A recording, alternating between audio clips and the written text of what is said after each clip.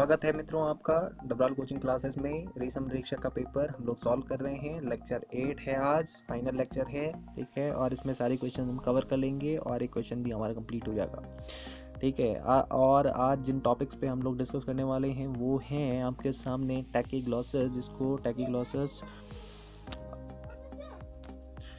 Step is smallest bone of human body Systema Naturae, जो एक book है उसको स्टडी करेंगे। चारगाफ रूल क्या है, बायोलॉजी में and Malpighian tubules, father of pearl industry, resonance in benzene, cryopreservation and central dogma of life, and the last point ये होगा कॉन्जुगेट एसिड के बारे में, जिसको डिस्कस करेंगे। तो लेट्स गाइस, चलिए चलते हैं आगे। और आपके लिए जो क्वेश्चंस हैं यहाँ पे, यदि आप पढ़ रहे हो ना तो इस दोनों क्वेश्चंस का आंसर देना मुझे, मैं मान जाऊंगा हाँ कि आप लोग पढ़ रहे हो अभी, ठीक है ना। आपको पार्थेनोजेनेसिस मुझे बताना है अपने कमेंट बॉक्स में, एंड एपोमिक्सिस जो प्रोसेस है वो क्या है, कहाँ काम आती है, जैसे मैं आपको एक्सप्लेन करता हूँ ऐसे आपको मुझे बताना है इसको कमेंट में लिख के, ठीक है। तो this is a challenge for you, ठीक है। तो आज डिस्कस करेंगे इस रेशम निरीक्षक लेक्चर 8 को। ये था इस लेक्चर। क्या रहेगा इस लेक्चर में जिसको हम डिस्कस करेंगे, वो पॉइंट्स मैंने आपको पहले ही बता दिए हैं। सो फ्रेंड्स, चलते हैं यहाँ पे। हमारा 8 लेक्चर और ये फाइनल लेक्चर है, जैसे मैं आपको बता चुका हूँ। फाइनल लेक्चर है ये इस रेशम निरीक्षक का पेपर का, ठीक है। और इसमें जो है 10 to 15 क्वेश्चंस को हम डिस्कस करेंगे, ओके, और इनके कॉन्सेप्ट को समझेंगे, ठीक है। तो चलते हैं फर्स्ट क्वेश्चन में। इसमें आपको पूछ रहा है कि which of the following is an egg laying mammals. आपको ऐसी मैमल्स का नाम बताना है जो क्या प्रोड्यूस करती है, एग प्रोड्यूस करती है, ठीक है ना। नॉर्मली आप क्या जानते हैं, जो जितने भी मैमल्स हैं, जो मैमल्स क्लास में आते हैं कॉर्डेटा फाइलम के अंतर्गत, उसके अकॉर्डिंग जो मैमल्स हैं, सारे मैमल्स, मोस्टली मैमल्स क्या हैं, सारे ये जो है बच्चों को पैदा करते हैं। यानी ये क्या कैसे हैं, ये विविपेरस हैं, ठीक है ना। और जो भी मैमल्स एग प्रोड्यूस करते हैं वो होते हैं ओविपेरस, ठीक है। तो यहाँ पे जितने भी मैमल्स हैं सारे विविपेरस है, लेकिन बहुत जो एक्सेप्शंस हैं वो हर जगह प्रेजेंट हैं, ठीक है। तो इसी मैमल्स में भी एक एक्सेप्शन है, एक नहीं दो कहूँगा, 2 एक्सेप्शन है यहाँ पे। तो उसी एक्सेप्शन का हमें नाम बताना है कि उसका नाम क्या है। तो राइट आंसर यहाँ पे स्क्रीन में आपके सामने है कि उसका नाम है साहब टैकीग्लॉसस, ठीक है ना। टैकीग्लॉसस क्या है, टैकीग्लॉसस का जो शॉर्ट नेम है या जिसको कॉमन नेम आप कह सकते हैं, ये है शॉर्ट बीक्ड, है ना। शॉर्ट बीक्ड एकिडना के नाम से इसको जाना जाता है, शॉर्ट बीक्ड एकिडना, ठीक है बॉस। तो शॉर्ट बीक्ड एकिडना जो है इसका कॉमन नेम है। और हमारी, यदि मैं आपको अपनी रूरल लैंग्वेज में इसको बताऊं, तो हमारे गांव में या हमारे जो विलेज है वहाँ पे इसको कहा जाता है सोलू, ठीक है ना। और आप मुझे कमेंट में बताएं आप इसको क्या कहते हैं, ठीक है। तो शॉर्ट बीक्ड ये एकिडना है, इसकी स्नॉट आप देख सकते हैं, शॉर्ट बीक है ये, ठीक है ना। इस टाइप से इसका नाम रखा गया है, ओके। अच्छा, इसका जो साइंटिफिक नेम है वो है टैकीग्लॉसस एक्यूलिटस, ठीक है ना। टैकीग्लॉसस यहाँ पे ऑलरेडी लिखा हुआ है, मैं लिखूंगा यहाँ पे एक्यूलिटस, टैकीग्लॉसस एक्यूलिटस इसका साइंटिफिक नेम है, ठीक है ना। इसकी स्पेशलिटी ये है कि एक ऐसा मैमल है जो, मैमल्स का मतलब स्तनधारी, स्तनधारी का मतलब ऐसा जीव जिसमें स्तन होते हैं अपने बच्चों को पोषण देने के लिए, ठीक है ना। तो उसको मैमल्स में कहते हैं, मैमल्स में उसको कैटेगराइज करते हैं, ओके। लेकिन ये ऐसा मैमल है जो अपने बच्चे पैदा नहीं करता बल्कि अंडे पैदा करता है, एग लाइंग एक मैमल्स है, ठीक है। तो एक तो ये हो गया, ठीक। और इसकी स्पेशलिटी बता दी मैंने कि ये एग लाई करता है, ना कि ये बच्चे देता है, ओके। फिर आपसे एक क्वेश्चन, इंपॉर्टेंट क्वेश्चंस है जो आपसे कई बार एग्जाम में पूछा जाता है कि एकिडना के अलावा एक और आप ऐसी मैमल बताइए जो एग लेइंग करती है ना, जो बच्चे नहीं देती और जो क्या देती है, अंडे देती है। तो वहाँ पे जो राइट आंसर आपका होगा, तो एक यहाँ पे दूसरी मैमल्स है जो बच्चे पैदा नहीं करती बल्कि क्या करती है, अंडे देती है, उसका नाम है डक बिल्ड प्लैटिपस, उसका नाम है, ठीक है ना। तो दोनों एक्सेप्शन हैं इस मैमल्स क्लास में, दोनों ही आपको अच्छे से याद रखने हैं, ठीक है। तो मित्रों उसका नाम है डक बिल्ड प्लैटिपस, ठीक है। और इसका यदि मैं आपको हैबिटेट बताऊं तो ये इसका जो हैबिटेट है जहाँ पे ये रहता है, इसका हैबिटेट ही अंडरग्राउंड रहता है, जैसे सांप नहीं रहता है क्या बिल में, तो वैसे ही ये अंडरग्राउंड रहता है, ठीक है ना। और इसकी स्पेशलिटी ये है कि जैसे उसको थोड़ा महसूस होगा कि इसको कोई जो है इसका शिकार करने वाला है, इसकी हंटिंग कोई करने वाला है, तो इसमें इस टाइप के स्पाइंस होते हैं, ये इन स्पाइंस को फेंकता है अपनी बॉडी से, ठीक है ना, जैसे बाण वगैरह फेंकते हैं, और उसकी वजह से ये जो है अपने दुश्मन के चंगुल से छूट जाता है, तो इसका मेन काम है, ठीक है ना। और एक इम्पॉर्टेंट बात आप मुझे बताइए कि आपकी जो है जो लोकल लैंग्वेज है उसमें इसको क्या कहा जाता है यदि आपके रीजन में ये प्रेजेंट पाया जाता है, ठीक है। चलते हैं नेक्स्ट पे। नेक्स्ट में आपसे पूछता है कि मनुष्य के शरीर में सबसे छोटी अस्थि यानी बोन्स का नाम क्या है, smallest bone in human body is. तो यहाँ पे बॉस राइट आंसर है स्टेपीज। स्टेपीज एक टाइप की बोन्स है और ये पाई जाती है आपके मिडल ईयर में, ठीक है ना। ये पूरा कान का रीजन है, ठीक है। इस पूरे कान के रीजन को हमने 3 पार्ट में डिवाइड कर रखा है, ठीक है। और 3 पार्ट के अंदर जो है एक्सटर्नल ईयर है, ये मिडल ईयर है और ये इनर ईयर है, ठीक है। तो जो स्टेपीज है, स्टेपीज एक टाइप की बोन्स है और ये मिडल ईयर में पाई जाती है, ओके। यहाँ पे एक जानने वाली बात आपके लिए ये है कि यहाँ पे जो स्टेपीज हैं उसके अलावा 2 और बोन्स पाई जाती हैं, उसका नाम है इनकस एंड मैलियस, ठीक है। Incus, malleus and stapes 3 types की बोन आपके मिडिल ईयर में पाई जाती हैं और इनका जो है साउंड प्रोड्यूसिंग का काम इनका मेनली होता है, ठीक है। और एक और बात है, यहाँ पे आपसे क्वेश्चंस में पूछा जाता है, बहुत सारे क्वेश्चंस में मैंने इस क्वेश्चन को रिपीट होते हुए देखा है कि यहाँ पे पूछता है वो कि जो मिडिल ईयर में पाए जाने वाली जो भी बोन्स हैं उनका आप राइट ऑर्डर बताइए। यानी अगर आप कान से अंदर की तरफ मूव करें, यहाँ से अगर अंदर घुसें, आप नहीं बल्कि आपका दिमाग यदि आप सोचें कि यहाँ से अंदर की तरफ जाएं, तो फर्स्ट में आपको कौन सी बोन नज़र आएगी। तो फर्स्ट में इसका राइट आंसर है MIS, मिस। इस फॉर्मूले को याद रखिए, MIS यानी पहले आएगा मैलियस, सेकंड आएगा इनकस एंड थर्ड आएगा स्टेपीज। तो जो क्वेश्चन है, क्वेश्चन के लिए इस फॉर्मूला को, मिस को याद रखिए और इसका आपको ये फ़ायदा होगा कि ऑर्डर आपको पता चल जाएगा कि इनका ऑर्डर कान के अंदर क्या है। पहले मैलियस आती हैं, देन इनकस एंड फिर स्टेपीज आती हैं, ठीक है। और इस जो बोन्स है स्टेपीज, इसका फंक्शन क्या है, क्या काम करती होगी ये। तो जो भी वाइब्रेशन आते हैं आपके इसके एक्सटर्नल ऑडिटरी कैनाल के थ्रू, तो इन वाइब्रेशन को ये इंटरनल ईयर्स तक पहुंचाने का काम करती है, यानी इन वाइब्रेशन का कंडक्शन करती हैं ताकि ये जो वाइब्रेशन है ये कहाँ तक जाए, आपकी इंटरनल ईयर्स तक जाए, ठीक है। तो ये इसका मेन फंक्शन था, ठीक है। ये बाहर वाला रीजन इसको पिन्ना कहा जाता है, ये आउटर ईयर है और बहुत सारी चीज़ें इसमें हैं, ठीक है ना। ये मैलियस, इनकस एंड यहाँ पे आप देख सकते हैं MIS, ठीक है। तो ये इसका राइट ऑर्डर है। और ये है ईयर ड्रम, जिसको आप कान का पर्दा कहते हैं, ठीक है। और ये कार्टिलेज वाला पोर्शन है। बोलते हैं ना कि आपके कान में क्या पाई जाती है, बोन्स, जो बाहर वाला पार्ट है वो मुलायम होता है, क्यों, क्योंकि वहाँ पे पाई जाती है कार्टिलेज, नोट ऑफ बोन्स, ठीक है। तो ये था। नेक्स्ट चलते हैं।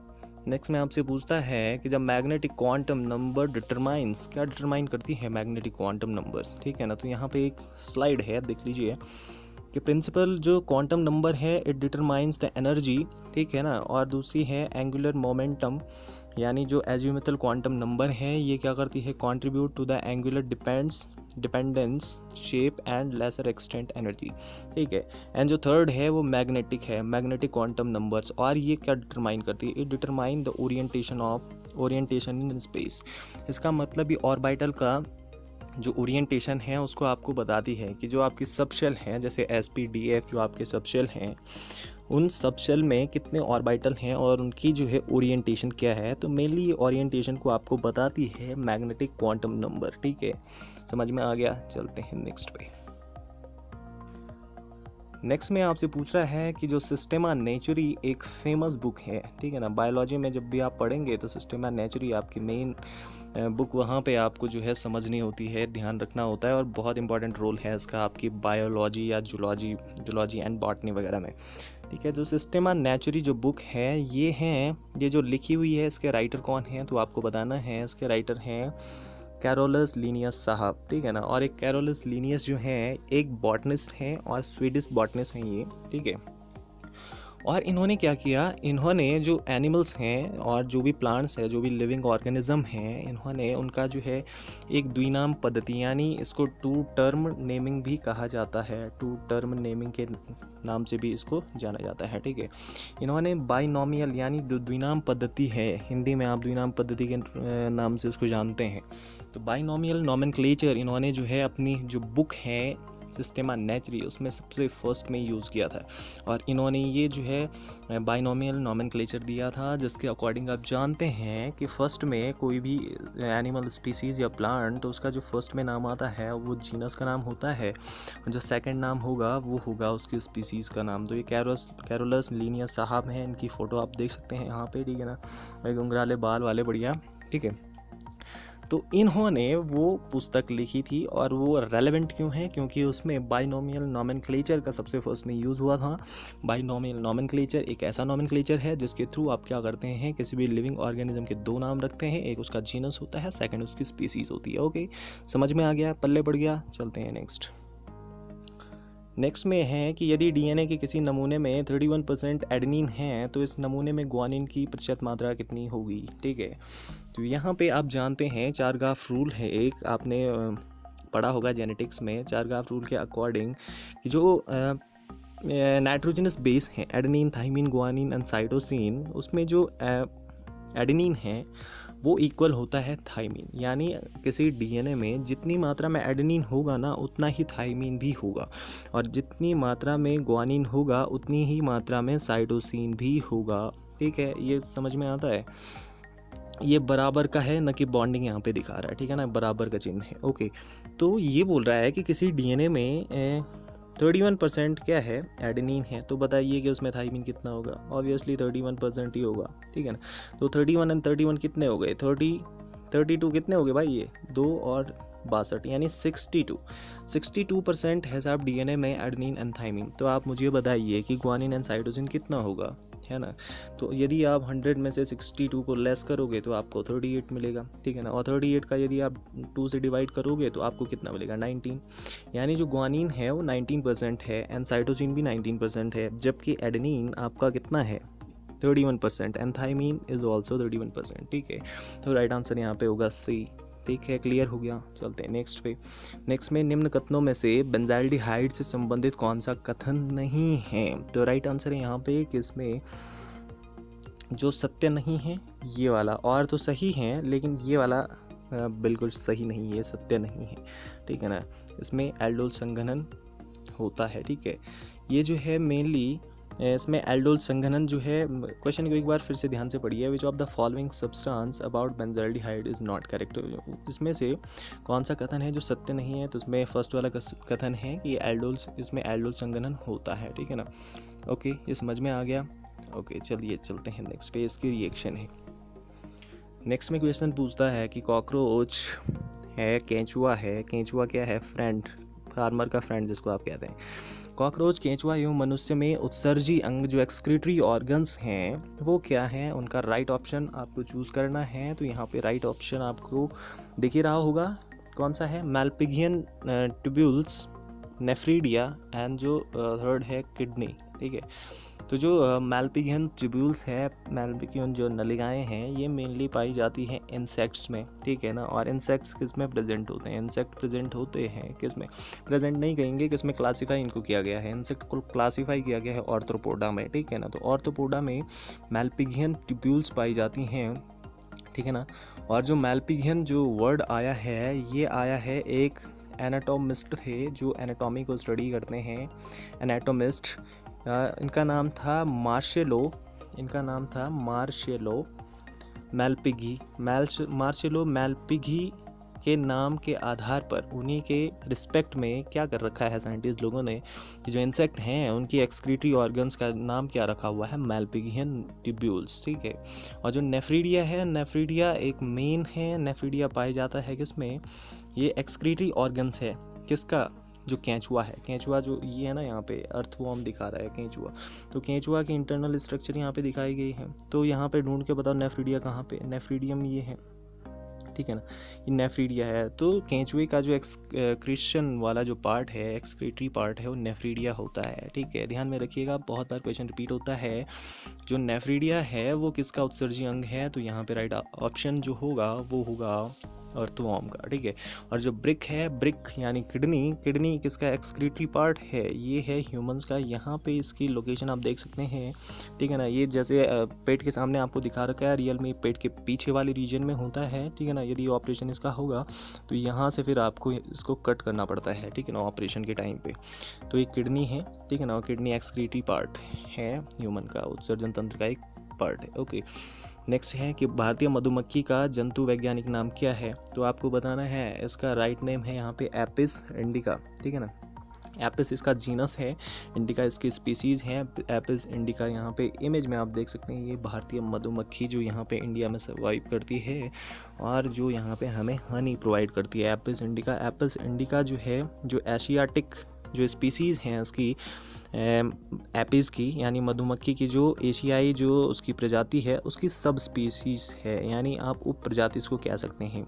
जो एशियाटिक स्पीसीज़ है इसकी, एपिस की यानी मधुमक्खी की, उसकी सब स्पीसीज़ है एपिस इंडिका। समझ में आ गया, इसका नाम है एपिस सेरेना इंडिका, इसका जूलॉजिकल नेम है, ठीक है ना, अकॉर्डिंग टू बाइनोमियल नॉमेनक्लेचर। ध्यान रखो भैया। चलते हैं नेक्स्ट पे। ऑर्थोबोरिक अम्ल में BO3 जो इकाइयाँ हैं वो जुड़ी होती हैं। तो ऑर्थोबोरिक जो एसिड होता है ना, ऑर्थोबोरिक एसिड में जो मेनली प्रेजेंट होता है वो होता है हाइड्रोजन बॉन्ड। ये जो डॉटेड स्ट्रक्चर आप यहाँ पे देख रहे हो, ये डॉटेड स्ट्रक्चर है हाइड्रोजन बॉन्ड के, ठीक है ना। यहाँ पे लिखा हुआ है कि structure of boric acid, the dotted lines represent hydrogen bond. तो इसमें जो मेन होते हैं हाइड्रोजन बॉन्ड के थ्रू ये पूरा स्ट्रक्चर, यहाँ पे ये यूनिट्स हैं जो जुड़ी हुई होती हैं, ठीक है। चलते हैं नेक्स्ट में आपसे पूछता है क्या, तो एकदम पीछे चला गया। नहीं, सही जा रहा है, ये मेंढक को दिखना चाहिए था, ठीक है। नेक्स्ट है कि which one of the following type of organism occupy more than one trophic level in a pond system, ठीक है। तो जो ये है साहब राना टिग्रीना या मेंढक हैं, ये पता नहीं कौन से हैं, राना टिग्रीना है या मिडवाइफ टोड हैं, वेरियस स्पीसीज होती हैं मेंढक की भी। तो यहाँ पे जो राइट आंसर होगा वो होगा मेंढक यानी फ्रॉग। फ्रॉग जो है एक से अधिक ट्रॉफिक लेवल में क्या कर सकता है, ऑक्यूपाई कर सकता है। ध्यान में रखिएगा, ठीक है। नेक्स्ट है कि कोकिची मिकीमोटो को जानते हैं कि कोकिची मिकीमोटो, इनका नाम भी थोड़ा अजीब सा है। ये महाशय हैं, ये यहाँ पे आपके सामने लट्टे लेके खड़े हैं, लेकिन आपको मारेंगे नहीं, ओके, मजाक कर रहा हूँ। कोकिची मिकीमोटो जो है ये एक क्या है, एंटरप्रेन्योर हैं। और कहाँ के एंटरप्रेन्योर हैं, ये जापानीज़ एंटरप्रेन्योर हैं, ठीक है ना। एंटरप्रेन्योर क्या होते हैं, कोई भी इंडिविजुअल जो एक नया स्टार्टअप शुरू करे तो वो एक एंटरप्रेन्योर है। फॉर एग्जांपल हमारे इंडिया में हो रहा है स्टार्टअप जो स्किल्स है, स्टार्टअप इंडिया जो हमारा अभियान चल रहा है PM साहब का, तो उसमें जो क्या है स्टार्टअप लोग शुरू करने हैं ना, गवर्नमेंट उनको क्या दे रही है, सपोर्ट दे रही है कि आप अपना जो है खुद का बिजनेस इस्टेब्लिश करो, ठीक है। तो उसी टाइप से ये मिकीमोटो साहब थे, जापानीज़ थे ये, और इन्होंने क्या किया कि फ़र्स्ट टाइम इन्होंने जो पेरल की इंडस्ट्रीज़ थी यानी मोती का जो उद्योग था उसको इन्होंने कल्चर किया था, ठीक है ना, उसको इन्होंने शुरू किया था। और बहुत फेमस इनकी कंपनी है मिकीमोटो, ठीक है ना। मिकीमोटो कंपनी एक फेमस पेरल प्रोड्यूसिंग कंपनी है इन द वर्ल्ड, ठीक है। तो इनको कहा जाता है फादर ऑफ पेरल इंडस्ट्रीज़ इन द वर्ल्ड, ठीक है। ध्यान रखिएगा इनका नाम, ठीक है। फ़ोटो से आप इनको देख ही रहे होंगे। नेक्स्ट है कि बेंजीन में अनुनाद होता है। बेंजीन में अनुनाद किसकी वजह से होता है, रेजोनेंस किसकी वजह से होता है, ठीक है। रेजोनेंस क्या है, रेजोनेंस का मतलब ये होता है कि जब भी आप क्या करते हो कि किसी भी कंपाउंड आपके सामने है, कोई भी आपका मॉलिक्यूल है, तो उस मॉलिक्यूल के अंदर यदि आपको मॉलिक्यूल के फीचर बताने कि मॉलिक्यूल की प्रॉपर्टी क्या होगी, तो उसके लिए आप क्या करते हैं कि एक मेथड है रेजोनेंस के थ्रू आप क्या करते हैं कि उस मॉलिक्यूल्स के वेरियस अदर स्ट्रक्चर्स ड्रॉ करते हैं, और उन्हीं स्ट्रक्चर्स के थ्रू आपको क्या मिलता है, वो मॉलिक्यूल्स की प्रॉपर्टी क्या है। वेरियस अदर स्ट्रक्चर के थ्रू आप उस मॉलिक्यूल के अंदर जो बॉन्डिंग है उसको डिस्क्राइब करते हो, तो ये है रेजोनेंस, ठीक है। और रेजोनेंस किसकी वजह से होता है, रेजोनेंस होता है पाई बॉन्ड के इलेक्ट्रॉन्स के कारण, ठीक है। और यहाँ पे जो पाई बॉन्ड हैं, पाई बॉन्ड और आप देख सकते हैं यहाँ पे, ये पाई बॉन्ड यहाँ पे एक पाई बॉन्ड ही है, एक पाई बॉन्ड है, एक पाई बॉन्ड है।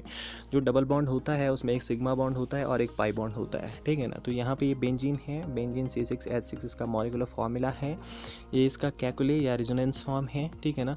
और यहाँ पे देखिए कि जो यहाँ पे पाई बॉन्ड बनते हैं, पाई बॉन्ड हमेशा जो बनते हैं पी ऑर्बिटल, जो पी है, पी ऑर्बिटल्स के जो है ओवरलैपिंग से ये बनते हैं, ठीक है। और इनके बीच में जो ओवरलैपिंग यानी अतिव्यापन होता है तो उसकी वजह से पाई बॉन्ड बनते हैं। और पाई बॉन्ड क्या है, पाई बॉन्ड जो है डी लोकलाइज्ड होते हैं। लोकलाइज का मतलब किसी स्पेशल प्लेस में ही नहीं रहते हैं, किसी स्पेशल कार्बन के बीच में ये जो है स्टेबलाइज नहीं रहते हैं, ये डी लोकलाइज रहते हैं, ये घूमते रहते हैं पूरे, ठीक है। तो जैसे यहाँ पे देखो, अभी की कार्बन एंड कार्बन के बीच में डबल बॉन्ड है इस वाले पोजीशन पे, इस वाले पोजीशन पे इन दोनों के बीच में डबल बॉन्ड है, इस पोजीशन पे इन दोनों के बीच में डबल बॉन्ड है, ठीक है। तो यदि ये इलेक्ट्रॉन मैंने बताया आपको कि स्टेबल नहीं है, घूम रहे होते हैं, तो ये डबल बॉन्ड फिर इधर शिफ्ट हो जाता है और फिर डबल बॉन्ड इधर बन जाता है। ये जो डबल बॉन्ड है वो इधर शिफ्ट हो जाता है, फिर डबल बॉन्ड इधर बन जाता है। ये वाला डबल बॉन्ड ऊपर शिफ्ट हो जाता है, इसलिए डबल बॉन्ड इधर बन जाता है। तो इस टाइप से इसके दो रेजोनेंस फॉर्म हमें मिलती है बेंजीन की, ठीक है ना, जिसमें जो है इलेक्ट्रॉन्स घूम रहे होते हैं पूरे मॉलिक्यूल के अंदर, ठीक है ना। ये एक फिक्स एक कार्बन पे जो है स्टेबल नहीं रहते हैं, इसीलिए इनको डी लोकलाइज यानी एक प्लेस पे लोकलाइज नहीं है, इसलिए इनको क्या कहा जा रहा है, लोकलाइज का उल्टा क्या होगा, डी लोकलाइज है ना, इसलिए इनको डी लोकलाइज्ड पाई इलेक्ट्रॉन्स कहते हैं, ठीक है ना। और इसकी वजह से, क्योंकि यहाँ पे हमें पता नहीं है कि जो डबल बॉन्ड है उसके किस कार्बन पे है, इसलिए हम क्या करते हैं, इसकी जो है एक हाइब्रिड स्ट्रक्चर बनाते हैं और इस टाइप से बेंजीन बना लेते हैं और अंदर जो है बॉन्डिंग की जगह में सर्कल ड्रॉ कर लेते हैं। तो ये इसकी हाइब्रिड स्ट्रक्चर है बेंजीन की, ठीक है। यहाँ पे ये ऑर्बिटल को ओवरलैपिंग आपको दिखाया गया है, ये इलेक्ट्रॉन क्लाउड है, ठीक है ना। और यहाँ पे ये हाइड्रोजन और कार्बन के बीच में सिग्मा बॉन्डिंग दिखाई गई, ये सिग्मा बॉन्डिंग है। और यहाँ पे पाई बॉन्डिंग आपको दिखा रखी है कि ओवरलैपिंग कैसे हो रहा है, ठीक है ना। और ये जो यहाँ पे सिग्मा बॉन्डिंग है, ये जो है किस टाइप के sp2 हाइब्रिडाइज्ड ऑर्बिटल हैं। समझ में आ गया कि पाई इलेक्ट्रॉन के डिलोकलाइजेशन की वजह से रेजोनेंस होता है। रेजोनेंस एक ऐसा मेथड है जिसके थ्रू आप क्या करते हो कि जो वेरियस अदर स्ट्रक्चर ड्रॉ करते हो उसकी बॉन्डिंग को जानने के लिए, बॉन्डिंग को डिस्क्राइब करने के लिए कि बॉन्ड उसके अंदर कैसे बने हैं, ठीक है ना।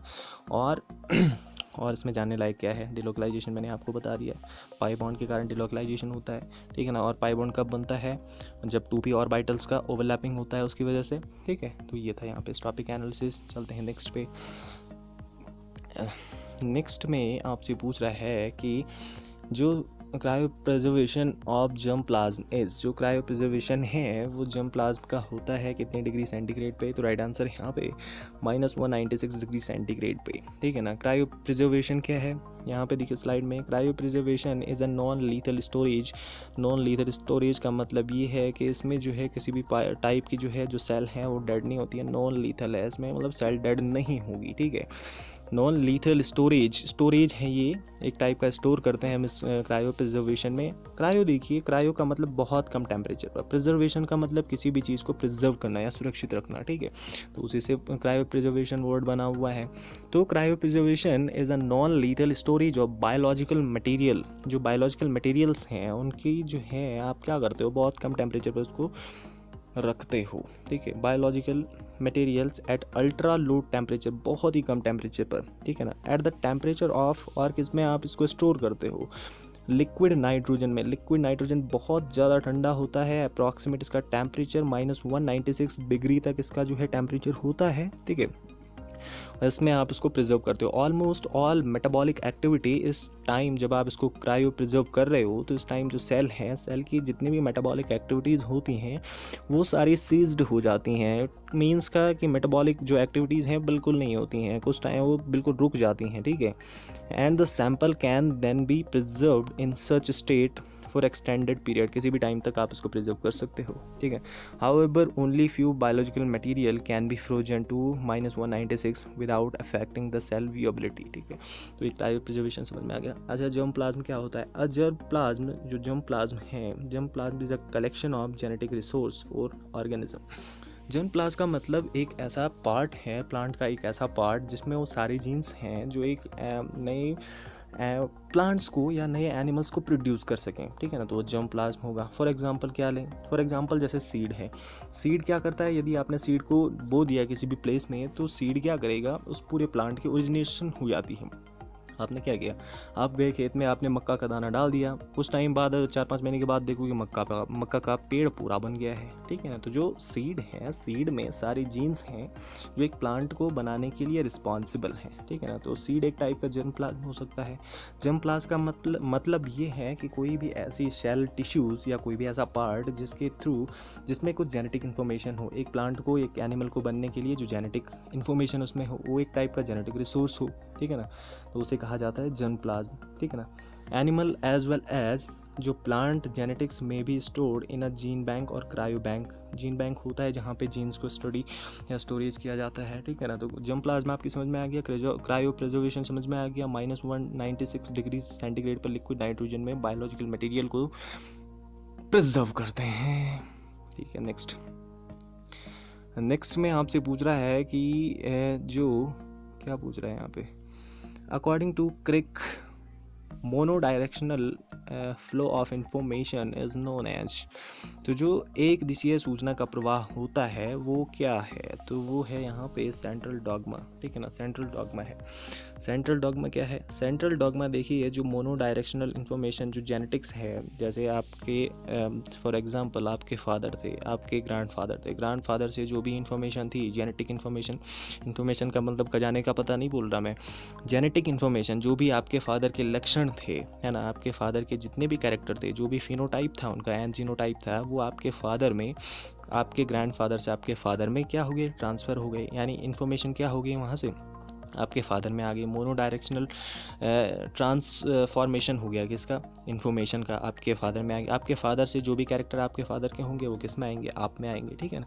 तो जो इन्फॉर्मेशन है उसका मोनो डायरेक्शनल, यानी केवल एक ही डायरेक्शन में फ्लो हो रहा है। ऐसा तो नहीं है कि आप अब क्या करेंगे, अपनी जो आपकी जेनेटिक इन्फॉर्मेशन है वो आपके दादाजी में चली जाएगी, ऐसा तो नहीं होगा, ठीक है ना। तो जो इन्फॉर्मेशन है वो आपके फादर से, आपके ग्रैंडफादर से फादर, एंड फादर से आप में, और आप में फिर आपसे फिर कहाँ जाएगी, आपके बच्चों में जाएगी, जब भी शादी वगैरह हो जाएगी, ठीक है। तो ये है मोनोडायरेक्शनल फ्लो ऑफ इन्फॉर्मेशन, और इसको बताता है कि ये इन्फॉर्मेशन का फ्लो कैसे होता है एनिमल्स में, ये बताता है सेंट्रल डॉगमा, ठीक है। सेंट्रल डॉगमा एक टाइप का प्रिंसिपल है, एक टाइप का सिद्धांत है, जो ये बताता है कि ये इन्फॉर्मेशन का फ्लो कैसे होता है, बायोलॉजिकली आपको बताता है, केमिकली आपको बताता है, ठीक है। तो जो ये इन्फॉर्मेशन है, ये इन्फॉर्मेशन जो है कन्वर्ट होती है किसमें, इन्फॉर्मेशन किसमें स्टोर रहती है, डीएनए में, ठीक है ना। और जो डीएनए है, डीएनए में तो इन्फॉर्मेशन है, ठीक है ना। अब इन्फॉर्मेशन के थ्रू तो आपकी बॉडी का वो नहीं हो सकता, ठीक है ना। तो जो भी जीन्स हैं डीएनए में, वो जो जीन्स हैं वो जीन्स क्या करते हैं, प्रोटीन फॉर्मेशन करते हैं। जो जीन्स हैं, जीन्स क्या करेंगे, स्पेशल टाइप की प्रोटीन फॉर्मेशन करेंगे, और वही प्रोटीन फिर जो कैरेक्टर रिस्पॉन्सिबल हैं, जो कैरेक्टर थे डीएनए में, उनको एक्सप्रेस करते हैं। फॉर एग्जांपल देख लो, फॉर एग्जांपल आपके फादर की आंख थोड़ा कैसी थी, एक वाइट टाइप की थी, फॉर एग्जांपल, ऐसा नाराज मत हो, ठीक है ना, वाइट टाइप की थी, तो वो जो कैरेक्टर था, फॉर एग्जांपल इसके लिए जो है इस टाइप का जो है एक जीन्स थे, वो रिस्पॉन्सिबल थे। अब ये जीन्स क्या करेंगे, जीन्स जैसे ही बॉडी में जाएंगे, फिर ये जीन्स कन्वर्ट करेंगे प्रोटीन में, ठीक है ना, और फिर प्रोटीन उस लक्षण को एक्सप्रेस करेगा, ठीक है। तो ये है सेंट्रल डॉगमा। तो देखिए यहाँ पे सेंट्रल डॉगमा को कैसे काम करता है ये सेंट्रल डॉगमा। तो यहाँ पे देखिए ये डीएनए है, डीएनए का क्या होता है, डीएनए अपनी कॉपी बनाने में क्या बोलते हैं, एपिबल क्या बोलते हैं यार, जो डीएनए है अपनी कॉपी बनाने में कैपेबल होता है, कैपेबिलिटी उसके अंदर होती है, ठीक है ना। और किस वजह से होता है, एक एंजाइम होता है डीएनए पॉलीमरेज, उसकी वजह से डीएनए की कॉपी बनती है। और डीएनए में वो सारी इन्फॉर्मेशन स्टोर होती है, जो जीन्स की जो सारी इन्फॉर्मेशन है, जो भी कैरेक्टर्स हैं, वो उन सारे कैरेक्टर्स की जो इन्फॉर्मेशन है वो कहाँ, डीएनए के अंदर स्टोरेज है, ठीक है ना। आपको क्या करना है, आपको डीएनए से प्रोटीन बनाता है, वो जो इन्फॉर्मेशन है डीएनए में स्टोर हो रखी है, उससे आपको प्रोटीन फॉर्मेशन करना है, ताकि जो कैरेक्टर हैं वो एक्सप्रेस हो सकें, ठीक है ना। इसके लिए आप क्या करते हो, इसके लिए डीएनए क्या करता है, पॉलीमरेज एंजाइम की वजह से अपना क्या करता है, ये जो है अपनी कॉपी बनाता है। कॉपी बनाने के बाद यहाँ पे जो डीएनए है, डीएनए से, डीएनए में जो इन्फॉर्मेशन है, जो भी नाइट्रोजनस बेस की इन्फॉर्मेशन है, जो भी जीन्स हैं, उन जीन्स का क्या होता है, एक कॉपी बन जाती है, ठीक है ना। और उस कॉपी को क्या कहा जाता है, एमआरएनए, ठीक है। यहाँ पे एक इंपॉर्टेंट ध्यान रखिएगा कि जब डीएनए से एमआरएनए का निर्माण होता है तो कई बार क्वेश्चन पेपर में पूछा जाता है बहुत सारे क्वेश्चन पेपर में जहाँ पे साइंस पूछी जाती है तो उस प्रोसेस को कहा जाता है ट्रांसक्रिप्शन, डीएनए से आरएनए का निर्माण और किस आरएनए का, एमआरएनए का निर्माण, ठीक है। और जब एमआरएनए से फिर डीएनए का निर्माण हो तो उसमें कहा जाता है वो जो प्रोसेस होगी वो रिवर्स ट्रांसक्रिप्शन होगी, ठीक है, समझ में आ गया। अब जो एमआरएनए है, एमआरएनए क्या करता है, एमआरएनए जाता है राइबोसोम के पास, ठीक है। ये न्यूक्लियस से हटकर, न्यूक्लियस से उठकर कहाँ जाएगा, साइटोप्लाज्म में, और वहाँ राइबोसोम होंगे। राइबोसोम क्या है, ये प्रोटीन फैक्ट्री होती हैं, ये प्रोटीन्स को बनाती हैं। अब प्रोटीन्स को बनाने के लिए उनके पास कुछ ऑर्डर भी तो आना चाहिए कि किस टाइप की प्रोटीन बनानी है आपको, ठीक है ना। अब मुझे फॉर एग्जांपल ऐसा समझ लो, मुझे क्या करना है, एक इस टाइप की जो है, मुझे एक इस टाइप का बाउल बनाना है, ठीक है ना। और मैं जाता हूँ फैक्ट्री वालों के पास और मैं बोलता हूँ कि मुझे बाउल चाहिए, तो पूछेंगे ना मुझे कि किस टाइप का बाउल आपको चाहिए, आपका डिज़ाइन क्या रहेगा उस बाउल का। तो मैं क्या करूँगा, उस डिज़ाइन, वो जो बाउल है उसका डिज़ाइन बनाऊँगा और डिज़ाइन बना के उनको दे दूँगा कि साहब हमें जो है इस टाइप का बाउल चाहिए, तो वो क्या करेंगे, उसी टाइप का बाउल बना देंगे। तो सेम वही काम जो कंपनी वालों का काम है वो करता है राइबोसोम, और जो मेरा काम है, मेरा जो डिज़ाइन ले जाने का काम है, जो कोड ले जाने का काम है कि किस टाइप से वो बाउल बनेगा, मेरा काम कौन कर रहा है, एमआरएनए कर रहा है। एमआरएनए राइबोसोम के पास गया, बोला किस टाइप की प्रोटीन, राइबोसोम ने पूछा कि किस टाइप की प्रोटीन चाहिए, उसने कोड दे दिया किस टाइप का प्रोटीन चाहिए, और फिर प्रोटीन बना दिया राइबोसोम ने, ठीक है ना। और प्रोटीन बन गई, जब इन्फॉर्मेशन प्रोटीन में कन्वर्ट हो गई तो फिर प्रोटीन, उस प्रोटीन्स के थ्रू क्या होगा, जो भी इन्फॉर्मेशन होगी वो एक्सप्रेस हो जाएगी, जो कैरेक्टर्स हैं वो एक्सप्रेस हो जाएंगे, ठीक है। तो इस टाइप से ये सेंट्रल डॉग्मा वर्क करता है। सेंट्रल डॉग्मा के अकॉर्डिंग जो जीन एक्सप्रेशन है वो इन स्टेप्स में होता है, ठीक है, समझ में आ गया। यूनिडायरेक्शनल फ्लो ऑफ इंफॉर्मेशन किस टाइप से होता है, क्या केमिकल एंड बायोलॉजिकल प्रोसेस उसमें इंक्लूड रहती है, क्लियर हो गया ना। चलिए, अगर कुछ डाउट है तो कमेंट बॉक्स में पूछो। चलते हैं नेक्स्ट पे। नेक्स्ट में है कि the conjugate acid of NH2 negative is, conjugate acid अब क्या होते हैं, सब ये क्या वाला है, ठीक है। कॉन्जुगेट एसिड का मतलब ये होता है कि जब भी कोई बेस यदि क्या करे, कोई एक प्रोटोन को एक्सेप्ट करे, प्रोटोन का मतलब H+ आयन को एक्सेप्ट करे, तो जो बेस H+ आयन को एक्सेप्ट करने के बाद जो भी स्पीसीज बनेगी ना वो होगा कॉन्जुगेट एसिड, ठीक है।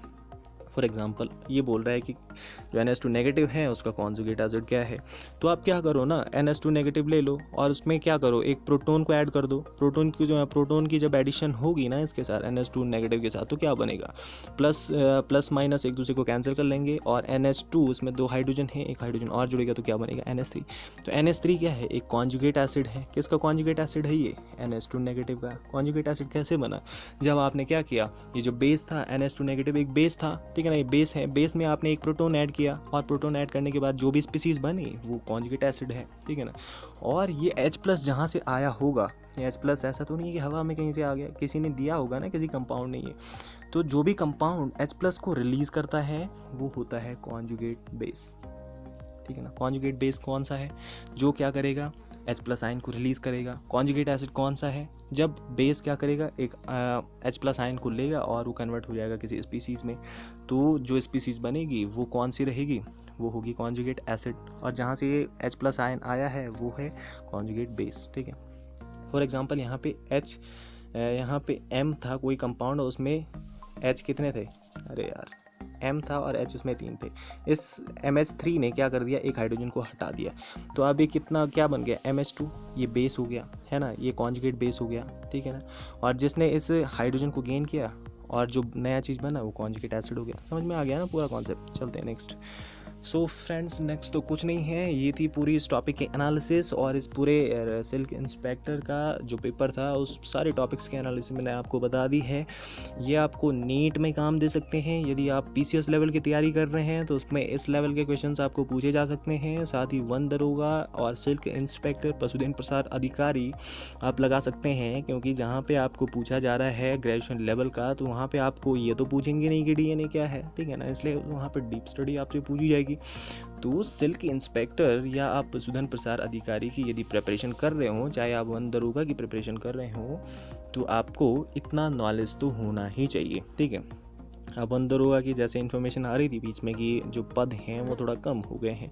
फॉर एग्जांपल यदि कम हो जाए तो कंपटीशन तो बढ़ जाएगा ना वैसे भी, तो 316 में तो फिर भी बहुत कंपटीशन है, इसलिए आपको एडवांस लेवल की तैयारी करके जाना है, ठीक है। और इसी टाइप के क्वेश्चंस आपको पढ़ने होंगे, इनसे आप बच नहीं सकते, ठीक है ना। और यदि आप यहाँ पे अभी शॉर्ट ऐसे क्वेश्चन पढ़ लेते हैं, एक वन लाइनर क्वेश्चन पढ़ोगे तो फिर भैया घाटा आपका ही है, टाइम आपका ही बर्बाद होगा, क्योंकि वहाँ पे कॉन्सेप्ट पूछता है। वो कॉन्सेप्ट यदि आपको आते हैं तब आप सारे क्वेश्चन को क्लियर कर लोगे, यदि नहीं आते तो फिर वहीं बैठे रहो, तैयारी करते रहो, ठीक है ना।